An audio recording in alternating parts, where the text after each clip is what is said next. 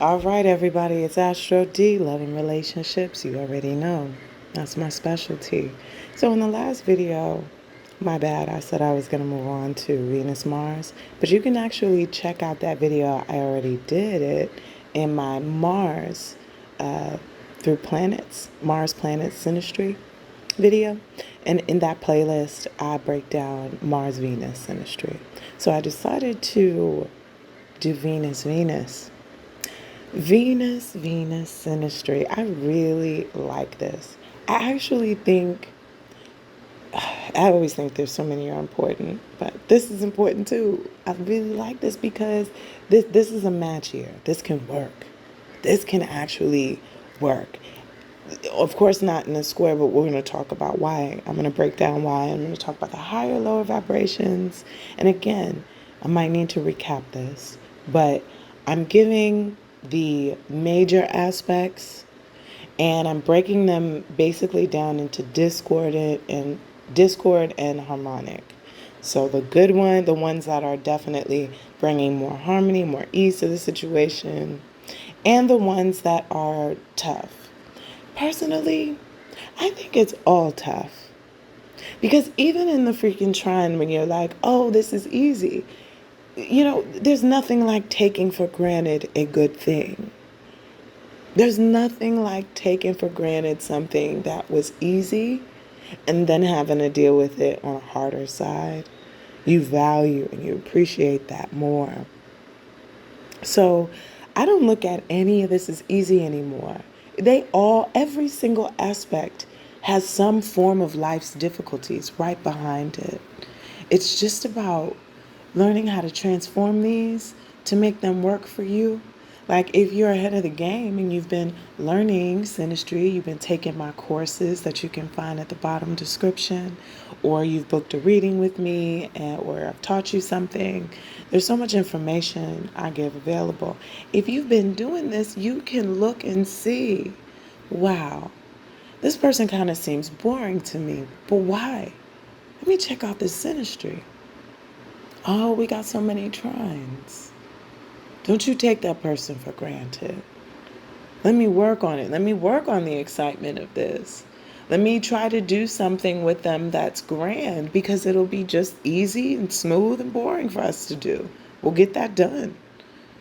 And maybe bring a third party into the situation to bring more fun into this. It doesn't have to be a threesome, y'all. It could be a friend that comes over and you are another couple. And you're in a couple, romantic couple, and your friend comes over and they're single. It could be a situation like that. But understand the chart and you could really understand the dynamics of the situation. You got a lot of squares, like, hey, wow, this is going to be a really heavy lesson for me. And I'm looking at a lot of heavy squares, and I find that I'm so drawn to this person. You got a big lesson coming for you. Just get ready. Just get ready. It could almost be deadly, but it don't matter, especially if the nodes are involved. So we think about Venus and Venus, you have an ease. I like what you like. We have a very similar style. We like the same things. Your Venus is in Aries. My Venus is in Aries. So that's automatically a double positive thing because you don't have to worry about clashing when it comes to style, when it comes to picking things out. The trines work really nice too. I love the Leo Aries trine.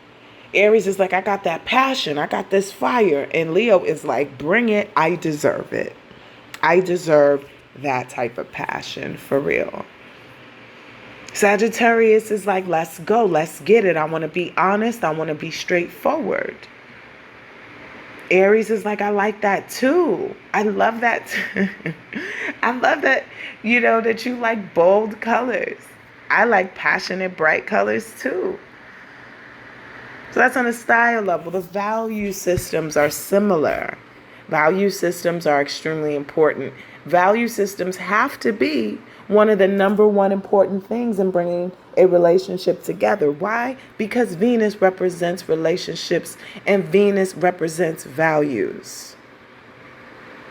And because of that, why wouldn't values be number one? If you two clash in values, how are you going to do this? But I've seen it happen, of course. Many couples, I hate the way he dresses. Or I can't stand, the parties she makes me go to. I prefer more quiet, relaxed parties. My Venus is in Taurus. I like to be private, low key. Square. Now we're talking about the square, but this person, they got their Venus in Leo. They want to be gaudy. They want to go to the big celebrity parties and stuff. Taurus just wants to go to the party in something nice and simple. Something nice, simple, high quality type of outfit. But Leo was like, no, we need the gold. We need the chains. We need the flair. We need the drapery. We need all of this. And we need attention. Taurus is like, yo, the attention is cool and everything, but I just want to be comfortable. I just want to be peace. The music be too loud. Leo was like, loud? What are you talking about? Get some earplugs. Don't worry about it. I'm happy doing this. Let's just do it. You feel me? It's about understanding what I like versus what you like. Can we meet at a middle ground? Because it's Venus compromising. But I don't know if your Venus doesn't want to compromise. You got a Venus in Aries. So sometimes, you have to be honest with your Venus and honest with knowing your partner's Venus. Do you guys want to make the compromise? Do you not want to make a compromise? Or do you just want to do your own thing? The conjunction, it's the best one. It's the best. I don't even care about the trine. It's the conjunction. The trine is just so that it's not boring. Maybe the conjunction might be boring. But the conjunction to me is the easiest. The trine is nice. The square. Let's talk about the square now. You ugly. Well, I think you ugly too. You look bad. No, don't pick. If you're trying to home decorate, oh my God, you're trying to home decorate with somebody whose Venus is squaring your Venus. You're not going to like anything. You two should just split the house in half. One person decorates one side, the other person decorates the other side. Because you're not going to agree on certain things, or you're going to have to constantly compromise. This is a relationship of constant compromising because you don't like the same things. If you like the same stuff, no one ever has to compromise. If you want the same thing, if you have the same desires in life. Now, when it comes to money, though, is this truly beneficial? Sometimes you might want an opposition when it comes to financials. If you are on the rough side of things, let's say your Venus is in Capricorn and it has poor aspects, then that Venus might struggle with finances. They may struggle with not having enough. Opposite is Venus in Cancer. Venus in Cancer is pouring in. Water is, not all Venus in Cancer. Remember, these are general. And I have to do this so that it's easier to understand. And if I don't make it general and pretty simple, then I'll be here forever. But also, don't just think it's that simple. Read further. Study more. You can study my courses. You can go online and study. I don't care where you study. Thanks for the view, at the very least. But keep learning about this aspect. It's not just what I'm saying. But I think I like to note that I like my way of saying things. I hope you do too. And if not, that's okay too. So, back to this funky square when you don't like the same things. I was talking really the opposition financially. Cancer might have more money flowing in.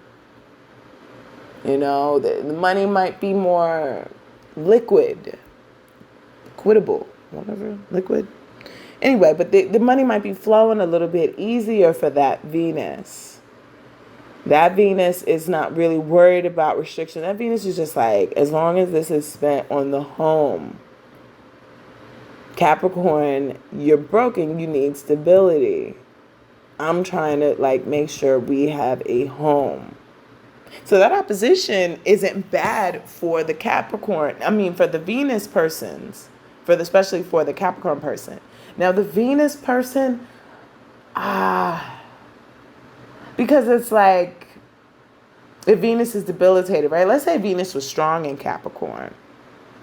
Let's say Venus was strong in Capricorn, and Venus was like, this is how you structure and organize money. Because when Venus is good in Capricorn, Venus can organize and go from a little to a lot. Give it a couple years.